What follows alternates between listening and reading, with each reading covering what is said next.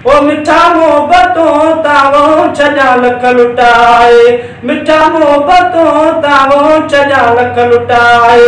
भली दुस दुनिया में मुके आज़माए, वो भली दुस दुनिया में मुके आज़माए। वो वाहिद खितो आहे जिते केतिरनि ई जेको आहे फ़नकारनि पंहिंजे फ़न जे वसीले पंहिंजे राग जे मुनफ़रद अंदाज़ वसीले मनता माणी आहे। हिन वक़्तु असां सां गॾु हिकु नौजवान मौजूदु आहे जेको जलाल चांडे जो परस्तार आहे, ॻाइण जो उनखे शौक़ु आहे।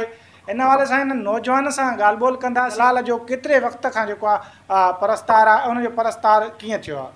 नादर अली साईं जो। नादर अली किथां जा आहियो?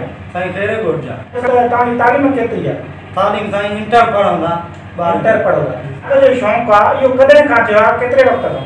साईं इहो असां सम्झ चुका थिया आहियूं, जलाल प्यारो फनकार आहे, इहो असां ॿुधंदा आहियूं, शौक़ु आहे असांजो। अहिड़ो हुयो उनजूं केस्टूं ईंदियूं हुयूं, उहे बि अवां हुनजूं ॿुधियूं? जी साईं। अच्छा, हा। तव्हांजो जेको अंदाज़ हो ॻाइण जो उहो अव्हांखे वणंदो आहे? हा साईं, असांखे ॾाढो वणंदो आहे, मुंहिंजा कलाम वणंदा आहिनि, ॻाइण मुंहिंजी बिया का। अच्छा, हा साईं। अॼु बि अवां हुनजा कलाम ॿुधो पिया? जी साईं। छा फनकार थियण जो शौक़ु आहे? हा साईं, असांखे फनकार थियण जो शौक़ु आहे। जलाल चांडे जे अंदाज़ में ई माना ॻाइणु चाहियो? हा साईं, असां जलाल चांडे अंदाज़ में ॻाइणु चाहियूं था। अव्हांखे हुनजा जेके कलाम आहिनि असांखे ॿुधायो। जी साईं।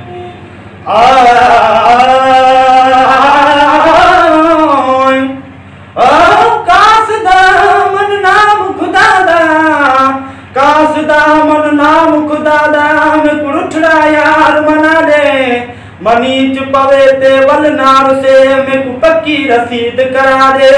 फिर मंगे तब हाज़े में को पहली बुल बख्शा दे। गुलाम फरीदा ओ मेरे रोंदे नैन रहा दे यार वला दे। कद खूब लट जीवींदा हिन वाय, हो कद बाग भी कट जीवींदा हिन, कद खूब भी लट जीवींदा हिन। ए दिलरी चरी ये थींदो वा, कद दोस्त भी मट जीवींदा हिन। अजीब अचोरे त तोसा कया गाल, अजीब अचोरे त तोसा कया गाल। स्कूल आयूं सालन जूं ऐं वेही ओरियो हाल, घर मजूं सब माल सिर सुधो सदके थिया।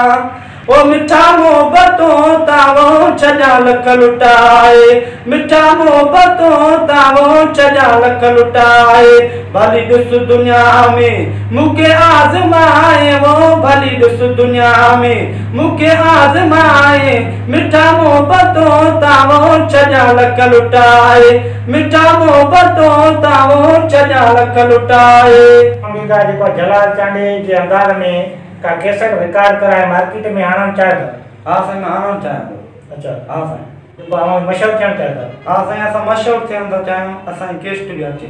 अच्छा, अवां कॾहिं जलाल चांडे जी जेको वर्सी ते बि विया आहियो हुन ते? हा साईं, असां जलाल चांडे वर्सी ते विया आहियूं। तव्हां साॻियो जलाल चांडे जो वेश करे घुमंदा आहियो या कीअं मतिलबु? असां साईं जलाल चांडे वेश करे घुमंदा आहियूं।